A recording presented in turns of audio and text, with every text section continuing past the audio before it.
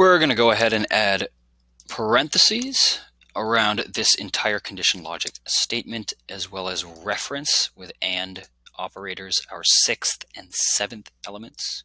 Again, this get node referencing all of the previously completed tasks on the record in question that were part of an engagement plan. We're going to make sure that we store all records within this collection variable so that we can reference it later. Let's go ahead and add a decision node to make sure that we actually found records. Did we find previously completed task records? Yes, we did. No, we did not. If we did not find previously completed task records that were related to an engagement plan in the past, then there's no need to run this flow. We can add back all of the related tasks to that engagement plan automatically, and that is an out-of-the-box feature of engagement plans. For our yes outcome, what we care about is this collection variable. Is it null? Hopefully, no. Hopefully that's false, and that means there are records that are stored in this variable. Of course, the default, if it doesn't pass the yes condition, is no. What we can do is we can go ahead and connect this to the end of the flow, and we can just end the flow right here. Next thing we'll do is we'll go ahead and grab the new task records, and we'll try to compare them to the previously completed ones to determine what to keep and what to remove.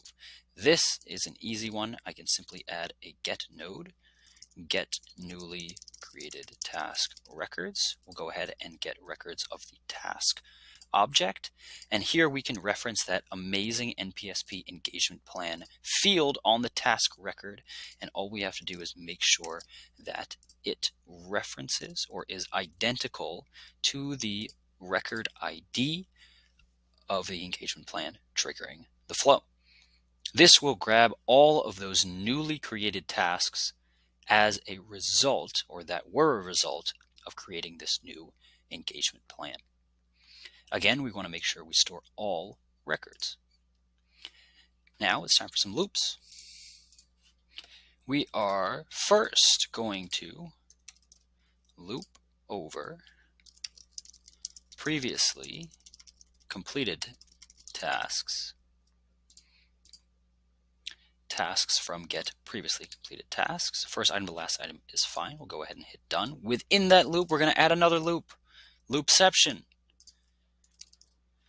And we're going to iterate loop over newly created tasks. So basically for every previously completed task, we're going to go through all of the newly created ones. We're going to compare them, and we're going to see if we need to delete anyone. So we're going to add the tasks from get newly created task records into this loop. Now we're going to add a decision element to determine if it's a match. A good label for this one will be, is it a match? We'll say yes. I think the API name will have to be different. So we can say yes one. Default outcome can be, of course, no. And what we care about is whether or not the current item from our newly created task has the same engagement plan,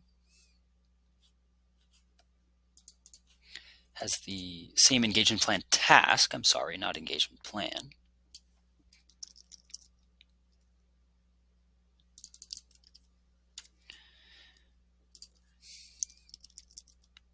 You'll see it pop up here, engagement plan task as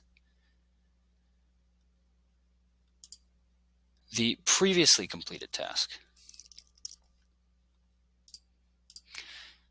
So if you remember from our previous video, you saw there were two fields on the task object, the engagement plan as well as the engagement plan task. We are matching previously completed tasks with newly created ones to see if they both share the same engagement plan task.